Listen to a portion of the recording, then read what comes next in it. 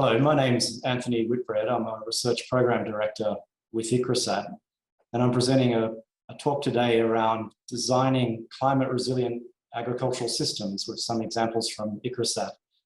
And this is work that's been in support of the Tigris program in India over the last several years. And a number of my colleagues have also been contributing to this work, as have a number of partners from India, the Indian Institute of Tropical Meteorology, the Indian Meteorological Department, and also a number of institutes of ICAR, Indian Council of Agricultural Research, particularly the CREDA team who are based in Hyderabad. Now, ICRISAT is a CGIAR research centre that's based in Hyderabad, but works across all the semi-arid tropics of sub-Saharan Africa and South Asia. We work on different mandate crops, and the mandate crops, legumes and cereals are indicated on the slide. But we also work across the agricultural systems on issues such as the socioeconomics, the climate, value chains, and creating innovations for smallholder farmers to reduce poverty and increase resilience. My talk today is focused mainly around climate risk and agriculture.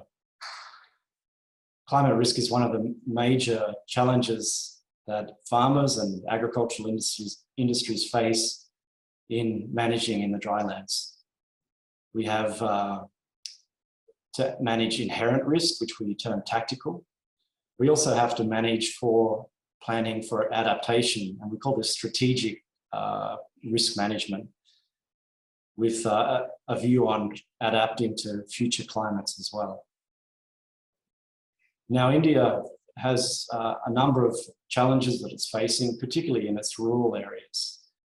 It's both a rapidly urbanizing society with, by 2050, something like 50% of the population will reside in rural areas and 50% in urban areas. There's a range of shifting dietary patterns with rising levels of income, but also very large population increases. Overlaid with this is the rapid changes in land use, land condition, changes in weather patterns, for instance, the onset of the monsoon or increased extreme events and increased mid-season droughts. All of these factors and drivers lead to this continued rural distress and agrarian crisis that we often see in the headlines of Indian media. But I think there's much hope for the drylands of India. The statement of Gandhi Ji, the soul of India lives in its villages, indicates that rural development, which is an imperative for us, remains a community-driven imperative. Now, why is climate so difficult? Well, we have this inherent variability, and here's a graph showing monsoon rainfall for over 100 years. And the red lines indicate years where there's been droughts or lower than usual rainfall, sometimes floods, and sometimes normal average rainfall. And these extreme events are often associated with these ENSO drivers, the El Nino or the La Nina drivers. And you can see that many of the droughts, the red ones, are associated with these El Nino events.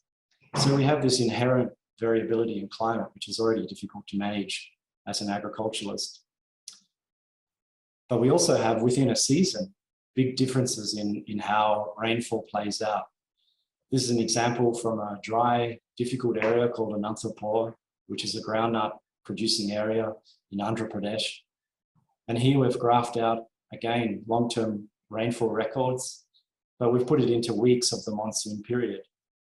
And we show that dry spells increase significantly when we have years of less than 300 millimeters rainfall.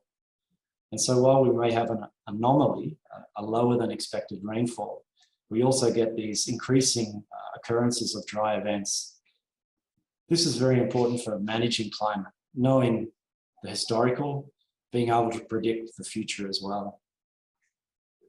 So my talk is all about how do we manage the tactical? And these are aspects such as the agronomic aspects, selection of crop varieties, the timing of planting, through to risk-reducing measures such as crop insurance or forward selling. But climate knowledge is key to all of these aspects. The second part is about how we cope with climate risk and the strategic aspect that I started talking about.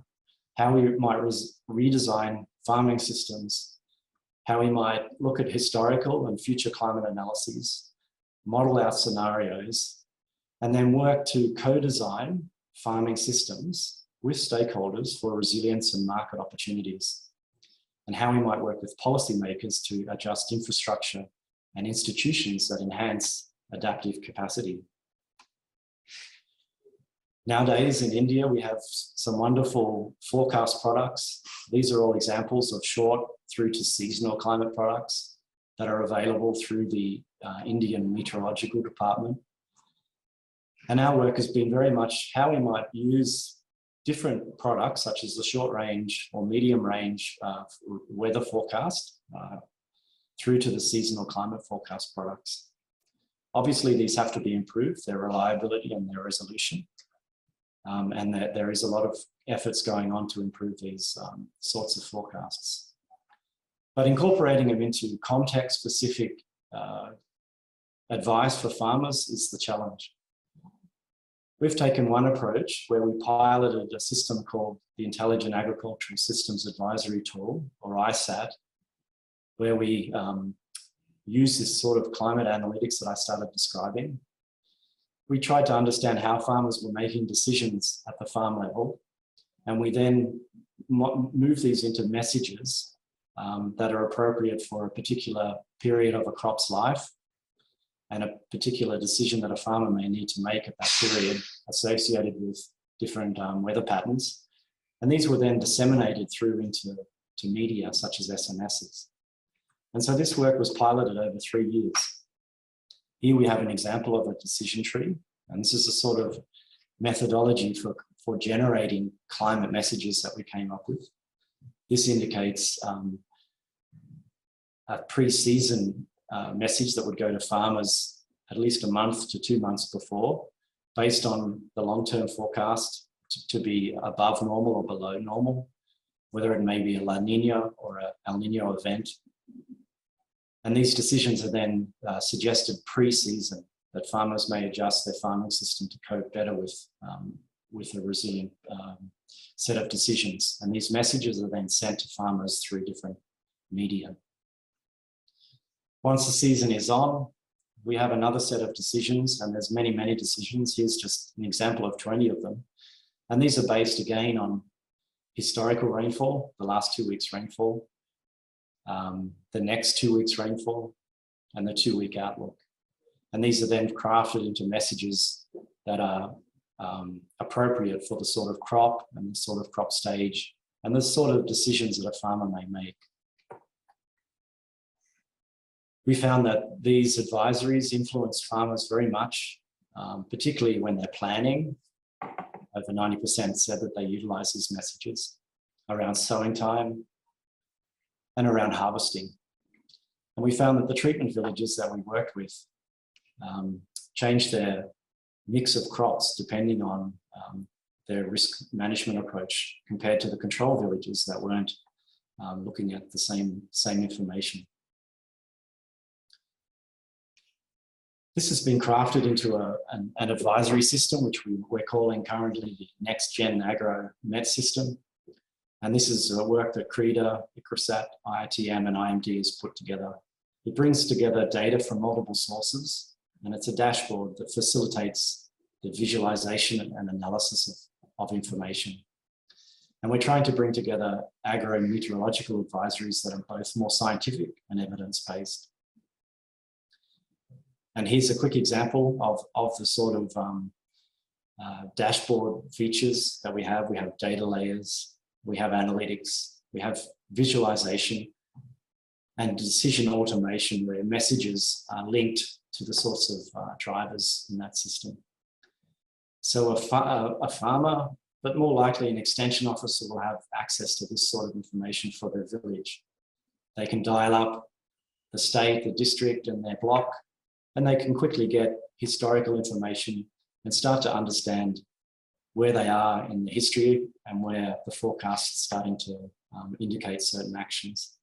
And this has been developed into improving the agri-met advisories that are both more scientific and evidence-based. This has also spun off into a number of apps that have been developed with our partners, and these are reaching scale right across India, and they bring together historical information, the current weather forecast for the day and for the coming 5 days. And in the case of Meghdut, it's also matched with the local crop advisories. And in the case of Mausim, it's more aimed at the urban people. And these have been downloaded many thousands of times across India. Now, I'll just touch on how we might get towards transformational change.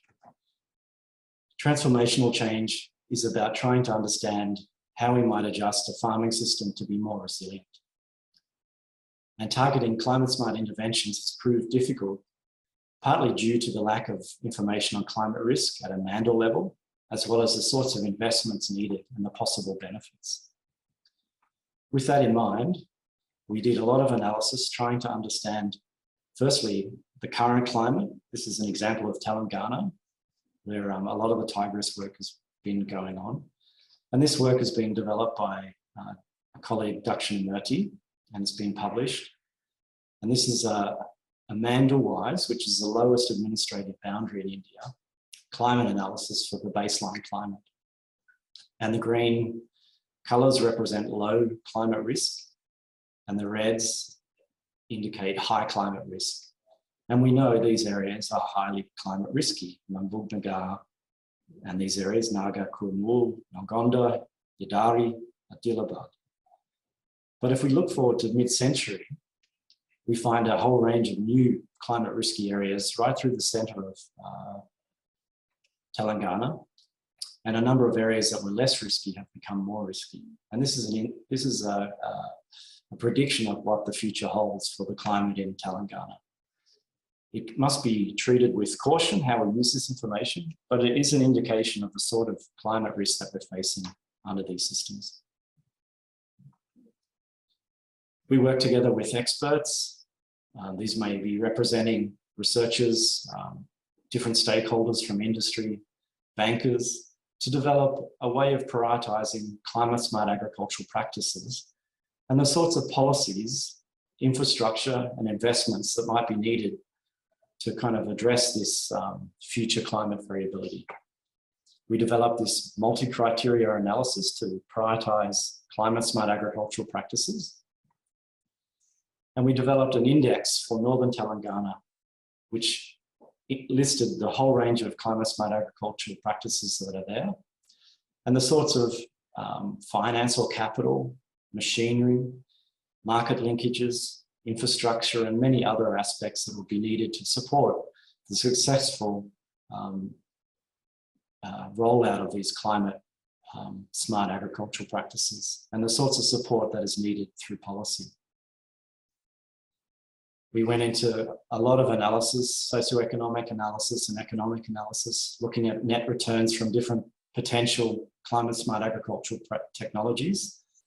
And the different colours indicate different responses to these agricultural interventions. For instance, the farm ponds, which are often rolled out in many areas in Telangana, are indicating certain areas having a higher return for the investment.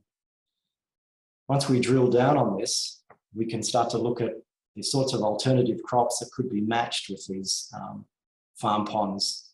And here we have examples from 4 or 5 districts where cotton, groundnut, mango, sapota, tomato were matched with the farm ponds.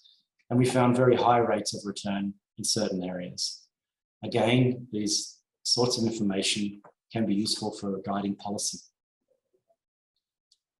And finally, if we look at Telangana as it is today, both the climate risk index that I mentioned earlier and the existing crops and infrastructure that's available, we can see that in Mambugnagar is often associated with these high cash crops, these high cash input crops such as cotton.